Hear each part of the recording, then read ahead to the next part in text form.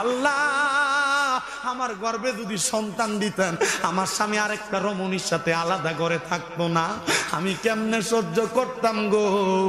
আমি মহিলার কাছে আর ভালো লাগে না। মহিলা এমন কান্না কানছে, কান্না করতে করতে করতে করতে মহিলা ঘরের দরজা খোলে না।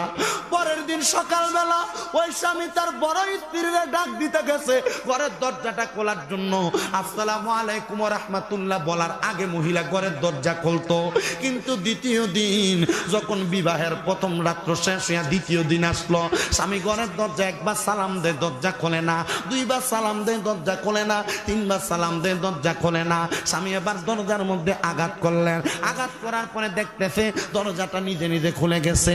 আহারে, স্বামী দূর থেকে ডাক দিয়ে, স্ত্রী গো, ফজরের নামাজের সময় হয়ে গেছে, এখনো তো তুমি সেজদার মধ্যে পড়ে রইছো, একটাবার মাথাটা তুইলা ওঠো না।